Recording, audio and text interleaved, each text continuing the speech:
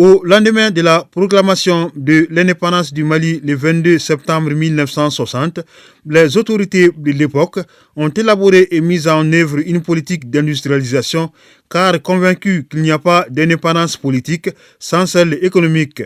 Cette politique contenue dans un plan quinquennal a abouti à la création de nombreuses unités industrielles permettant ainsi de réduire de 60% les importations des produits de première nécessité. C'est ainsi que dans le cadre du premier plan quinquennal, il a été créé des unités industrielles nous permettant de produire du sucre, de l'huile, du savon. Tout cela a permis, dans le cadre du premier plan quinquennal, qui est allé du 18 octobre 1961 à 1966, de faire en sorte que, en ce qui concerne les produits de première nécessité, huile, savon, sucre, nous étions arrivés à satisfaire le besoin national à 60%, alors qu'à l'indépendance, 100% de ces produits étaient importés. Toutes ces unités industrielles appartenaient à l'État, mais la plupart d'entre elles ont été fermées ou privatisées, soit à cause de la mauvaise gestion, soit à cause de l'inefficacité des politiques économiques adoptées par les différents régimes qui se sont succédés, ou encore les programmes d'ajustement structurel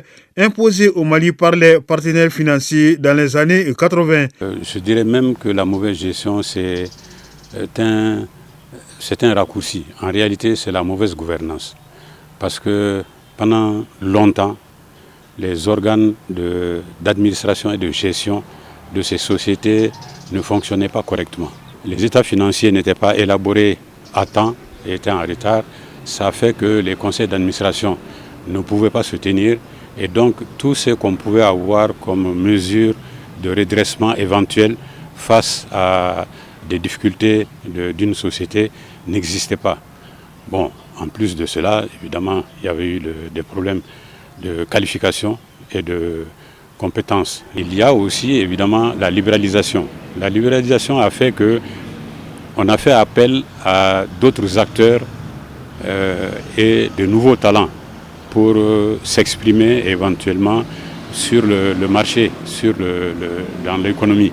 Et ceci a entraîné évidemment un resserrement au niveau des capacités en ressources humaines et a fait que de moins en moins de compétents et de qualifiés étaient dans les sociétés d'État. Donc la libéralisation a eu quand même cet effet de concurrence sur le marché du travail et a fait que les meilleurs disant, offrants étaient les mieux servis. Le programme d'ajustement structurel est arrivé ici en 1980. Et ces programmes d'ajustement avaient des conditionnalités très drastiques, avec des coûts sociaux très élevés, et qui ont fait que l'État n'avait plus suffisamment de maîtrise pour pouvoir encadrer et orienter à sa guise les sociétés d'État. Ainsi, l'État s'est désengagé de la Société malienne d'importation et d'exportation SOMIEX, comme l'exigeait un accord conclu avec la Banque mondiale et le Fonds monétaire international FMI. Le Mali a entamé ses premières négociations avec la Banque mondiale et le Fonds monétaire, je pense, si je me rappelle, en 79, 78, et a signé, disons, ces programmes, les premiers programmes en 81. Et tout le monde sait, quand la Banque mondiale et le Fonds monétaire arrivent dans un pays, a priori, le premier pas, c'est la libéralisation de l'économie. Donc, ces programmes ou ces engagements de l'État ont fait que l'État devait se retirer de toutes les entreprises et sociétés d'État pour laisser la place au secteur privé. C'est ainsi que la SOMIEX a vu se réduire ses activités, aussi son personnel, entre 1900. Ainsi, les 400 travailleurs de la société ont été licenciés et pourtant ils ont fait des sacrifices pour éviter cette fermeture car ayant renoncé à la prime de rendement qui représentait 30% de leur salaire. En tant que secrétaire général, en relation avec les travailleurs, je me suis engagé à laisser tomber, à annuler cette prime de rendement pour que les boutiques et le personnel demeurent. Les travailleurs ont fait ce sacrifice-là. Et on nous avait donné la garantie qu'on ne fermerait pas si vous arrivez à laisser cette prime de 30%. Nous l'avons fait en Assemblée générale. Malgré tout, on est allé quand même à la compression. J'ai vu que quand on devait licencier les 400 travailleurs, j'étais directeur administratif et social de la SOMIEX. Paix en son nom, Brahma Bokoum était directeur général. Et quand il m'a fait part de ce licenciement, effectivement, c'est la commission de licenciement devait être présidée par le directeur administratif et social que je suis en tant que secrétaire général aussi. Je l'ai dit d'accord, j'ai entendu, je suis retourné dans mon bureau et j'ai fait une lettre, j'ai démissionné. Dans la même heure, je l'ai remis ma démission. Vous pouvez aller licencier les gens, mais pas avec moi. Et j'ai fait une assemblée générale pour informer les travailleurs. Bon, tout ça, d'après eux, raison d'État oblige, on est quand même venu à la fermeture de la SOMEX comme tant d'autres sociétés. Mais les travailleurs que nous sommes, nous avons demandé, encore une fois, de garder nos primes de réinsertion et de nous donner certaines succursales dans Bamako. Nous avons choisi un certain nombre de cercles, une dizaine environ, pour qu'on les mette à la disposition des travailleurs. Nous avons choisi 150 travailleurs pour continuer l'activité de la SOMIEX. Une fermeture regrettable, d'autant plus que la SOMIEX s'occupait du ravitaillement du pays en produits de première nécessité et divers autres produits à travers ses succursales installées dans tous les pays. Elle avait 11 000 références de produits qui étaient vendus au même prix dans toutes ses boutiques. Il y en avait plusieurs. On ne peut pas en citer tous. On va peut-être se limiter aux produits de première nécessité, dont le sel, le sucre connu, et l'huile, parce que toute la production en son temps de l'usine, les Icoma, était vendue par la SOMIEX. Disons, du matériel de construction, du textile, de la quincaillerie, un peu de tout. Les activités, sinon, les marchandises avaient une telle gamme de variétés qu'en fait, les populations retrouvaient tous leurs besoins dans une succursale quelconque, au niveau local ou au niveau régional, et aussi dans le district de Bamako. La SOMIEX avait une politique de prix telle que, encore une fois, de Kay à Kidal, on vendait les marchandises au même prix. Ça peut étonner tout le monde, mais c'est un système de calcul de prix qui amenait la SOMIEX effectivement à amener les marchandises partout dans le nord. Les gens se disaient, mais comment se fait-il que le prix soit le même prix à Kidal, qui est là-bas dans le nord, et à Kay à la frontière, en voyant un peu tous ces parcours à traverser. Donc, c'était quand même une très bonne politique de prix. L'ancien responsable syndical de la SOMIEX rejette l'argument de la mauvaise gestion avancé par les autorités de l'époque et leurs partenaires pour fermer ou privatiser certaines sociétés et entreprises d'État. Partout, on a fermé, on a parlé beaucoup de mauvaise gestion dans toutes les entreprises d'État. Malheureusement, le Fonds monétaire et la Banque mondiale n'ont pas fait mieux. Malheureusement, autant la Banque mondiale que le Fonds monétaire ont reconnu effectivement leurs erreurs dans ces programmes d'ajustement structurel où nous avons perdu beaucoup, surtout sur le plan social, sur le plan économique. Et jusqu'à présent, nous sommes dans ce programme, en train de nous retrouver. Alors aujourd'hui, je pense que les produits ils sont beaucoup plus chers qu'ils ne l'étaient quand la SOMIEX existait. Ça a été un échec, parce qu'en réalité, je ne me souviens plus à quelle année c'était, mais à l'occasion d'un sommet des chefs d'État de l'Union africaine, des responsables de Bretton Woods, les présidents des deux institutions, sont venus reconnaître devant ce sommet des erreurs dans les programmes d'ajustement structurel. Ce qu'on peut regretter, c'est que les chefs d'État n'en aient pas profité pour leur demander réparation des préjudices que nous avons subis et surtout d'exiger que dans les programmes d'ajustement à venir, s'il y avait des programmes à corriger, qu'on puisse impliquer profondément les cadres nationaux dans la conception, dans l'exécution de ces programmes-là. Bon, ce qui n'a pas été fait et c'est dommage. La société de construction radioélectrique du Mali, Socoram, la société des conserveries du Mali, Sokoma de Baguineda, la société des produits oléagineux du Mali, Sepam de Koulikoro, ont connu le même sort que la Somex. À la mauvaise gestion s'ajoute le manque de pièces de rechange pour les équipements et des matières premières.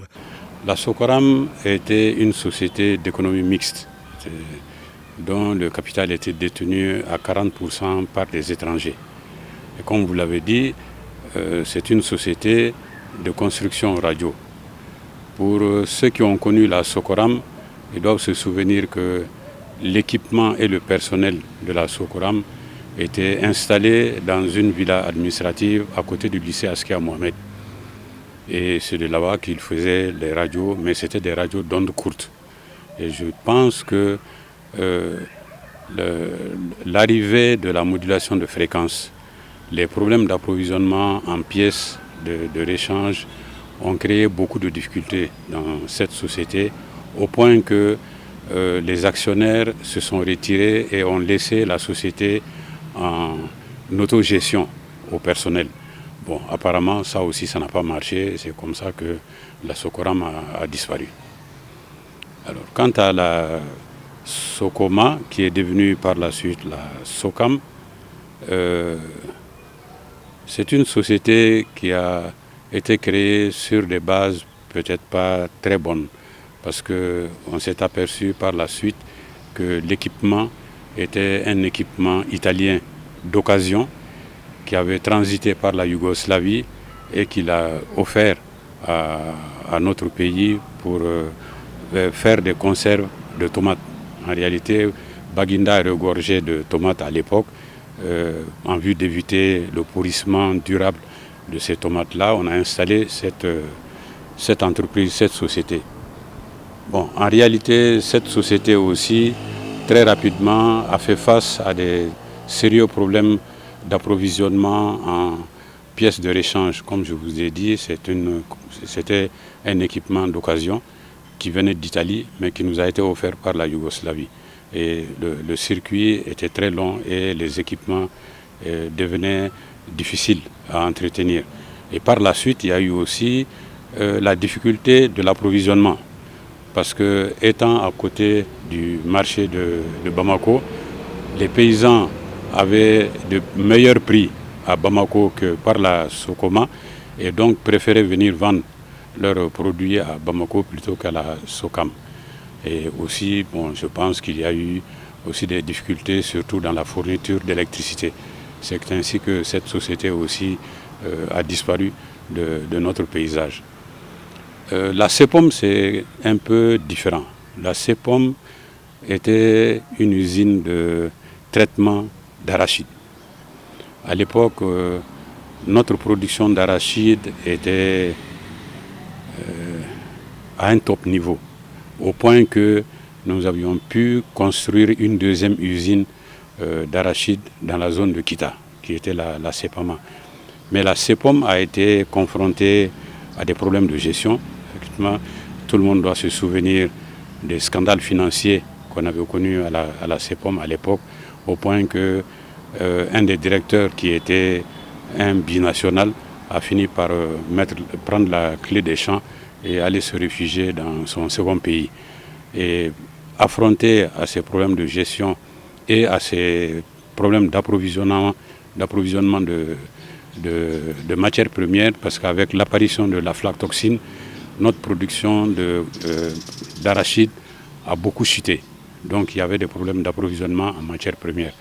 Alors pour trouver une solution à cela, la CEPOM a été absorbée par la CMDT, qui l'a ajoutée à son usine Yukoma pour en faire des unités de trituration de tourteaux de coton. L'État a travaillé à l'encadrement des activités des sociétés et entreprises d'État à travers la formation de leurs gestionnaires. L'État n'est quand même pas resté premier propriétaire des sociétés et entreprises d'État. Il a tout fait pour encadrer les activités, alors pour essayer de renforcer les capacités humaines. Il avait été créé ici un institut de productivité et de gestion prévisionnelle, IPGP, dans le temps, et qui formait les cadres de l'administration et les cadres des sociétés et entreprises d'État. En plus de cela, pour essayer de remettre à niveau les conseils d'administration, le ministère de tutelle à l'époque avait organisé une série spéciale avec des experts comptables pour pouvoir rattraper tous les retards de bilan pour éviter que les conseils d'administration ne se tiennent pas. Donc tous les conseils d'administration se sont tenus et on a pu les remettre à jour. Certes, l'Office des produits agricoles du Mali OPAM n'a pas été fermé, mais il a connu 3 mutations de sa création en 1965 à nos jours. L'Office a perdu le monopole de la collecte et de la commercialisation des produits céréaliers qu'il détenait pendant plus de 2 décennies. Il fixait les prix des céréales collectés auprès des producteurs. Mais à partir des années 80, et c'est pendant 40 ans, ses missions se résumaient à la gestion du stock national de sécurité alimentaire, du stock d'intervention de l'État, des aides alimentaires, des stocks sous-régionaux, la location des magasins à des particuliers, la certification des céréales, des missions qui ont été redéfinies par une nouvelle loi adoptée le 15 août 2023 par le Conseil national de transition. Nos missions publiques restent aussi, les missions commerciales aussi, mais on les a renforcées. C'est-à-dire, entre autres missions publiques, on avait, c'est-à-dire la gestion des stocks nationaux de sécurité, comme le stock national de sécurité, le stock d'intervention de l'État. On avait la gestion des aides alimentaires octroyées au pays.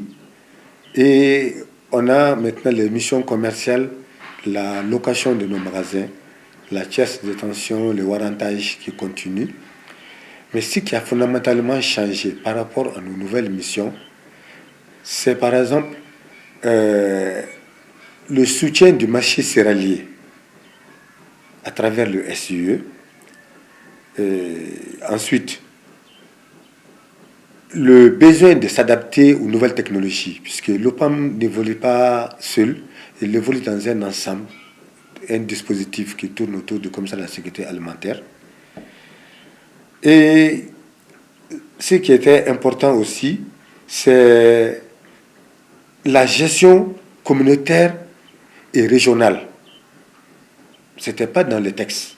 L'OPAM avait, on gère les réserves sous-régionales de la CEDEAO de l'UMOA, mais on n'avait pas de textes qui nous appuyaient. Une innovation majeure, cette loi renforce le rôle des régulations des marchés agricoles de l'OPAM. On a dans les pipes la mise en place des boutiques témoins. Comme vous le savez bien, l'OPAM est la structure avec la SOMIEX qui ont vraiment damé le pion à toutes les sociétés et entreprises d'État dans la décentralisation. Parce que partout, on part dans les chefs-lieux de cercle, des régions, il y a un magasin de l'OPAM. Donc, on a eu à faire des ventes d'intervention. Mais c'était très limité au niveau des cahiers dans les régions un peu déficitaires. Maintenant, tant que la sonnette d'alarme est tirée, les régions déficitaires, on met en branle maintenant les boutiques témoins. C'est pourquoi, dans la politique d'achat et de reconstitution cette année, le pays, les autorités ont bien voulu doter l'OPAM d'une marge monétaire financière suffisante, c'est-à-dire on a eu à contracter un prêt BEAD de près de 25 milliards pour reconstituer le stock à un niveau maximal. Et le stock national de sécurité à 35 000 tonnes, le SIE à 21 230 tonnes. Maintenant, ces 21 230 tonnes seront positionnées à proximité de la population. À chaque fois que la sonnette d'alarme est tirée sur un prix qui veut prendre l'ascenseur, nous allons intervenir pour vraiment réguler le marché. L'OPAM pourra aussi faire des ventes d'intervention à des prix qui seront fixés de commun accord avec l'Observatoire des marchés agricoles. Normalement, les prix de cession ne doivent pas être les mêmes partout, compte tenu de l'élongation des distances et des frais d'acquisition, parce qu'il y a le transport qui va se greffer au prix d'achat. Mais l'État a fait un effort particulier cette année, c'est qu'à l'acquisition, le prix est inclus, à l'acquisition des transports est inclus, pour mettre les stocks à proximité. Maintenant, lors de la cession des prix, bien sûr, on va tenir compte des prix pratiqués sur le marché. C'est pourquoi, tantôt je disais que le PAM n'évolue pas à rang isolé, on est dans un dispositif. L'observatoire des marchés agricoles va nous donner les prix par région et l'OPAM va céder à un prix inférieur sans faire la concurrence déloyale, mais que tout le monde puisse avoir accès et que les céréales ne puissent pas prendre l'essentiel, que les prix ne prennent pas l'essentiel pour les consommateurs. L'OPAM est également chargé d'assurer les ravitaillements corrects des services reconnus d'utilité publique, notamment l'armée, les forces de sécurité, les établissements hospitaliers, scolaires et pénitentiaires. Ajouté à cela, l'approvisionnement des zones déficitaires au profit des populations vulnérables en cas de crise alimentaire, de sinistres ou de catastrophes. Je voulais parler des boutiques témoins que l'OPAM va avoir dans les délégations à proximité. On a des délégations à Caille, où on intervenait très souvent, mais on va approvisionner les délégations à Gao, parce qu'il y a eu beaucoup de déplacés. L'État ne peut pas toujours continuer, on s'est dit que la politique de donner toujours ne peut pas suffire. On donne à un temps moins. Après, le reste de l'année, la vulnérabilité n'est pas dissoute pour autant. Donc, il faut que ces personnes déplacées puissent avoir le céréal à un coût vraiment abordable. Donc, on va doter les directions régionales de Gao, Tombouctou, Mopti et Ségou, où les besoins vont être identifiés. Et chaque fois que le système d'alerte précoce identifie une alerte, elle est définie, quantifiée, nous on intervient. Autre structure qui peut jouer, parce qu'on a aussi un protocole avec le ministère de la Sécurité, de l'Intérieur, de la Sécurité et de la Protection civile, qui peuvent intervenir à travers les directions de protection civile en cas de cynisme.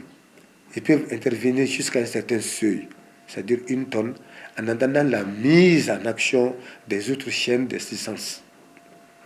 Donc ce protocole est là, signé avec eux, on met à leur disposition, à travers nos magasins, ces stocks aussi.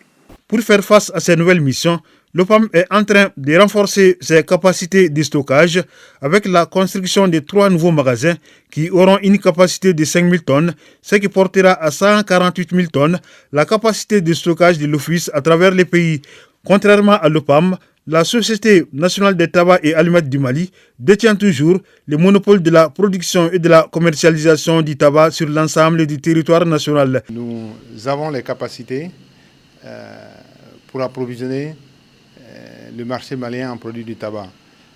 Et cela nécessite des investissements permanents et réguliers de la part de la SONATAM. C'est des investissements en termes de production, mais c'est des investissements aussi en infrastructure commerciale. Pour vous donner un exemple, le dernier gros investissement que nous avons fait à la SONATAM consiste à produire localement la marque Denil International, pour lequel la SONATAM a dû investir une dizaine de milliards il y a de cela 2-3 ans. Créée en 1965, la SONATAM, qui est le fruit de la coopération sino-malienne, tout comme d'ailleurs l'OPAM, est devenue une société anonyme en 2000 dans laquelle l'État est l'actionnaire le plus important avec 38%, les restes des actions étant détenus par des partenaires techniques et financiers. Aujourd'hui, elle fabrique 3 marques de cigarettes et en importe une. Elle produit 4,5 milliards de tiges de cigarettes par an.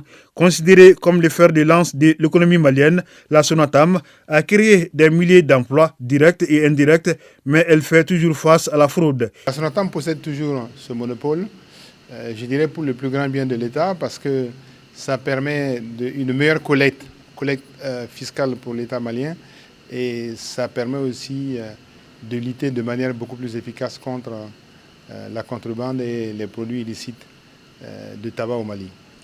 Grâce au soutien de nombreux services de l'État, à commencer par la police, la gendarmerie nationale, la douane,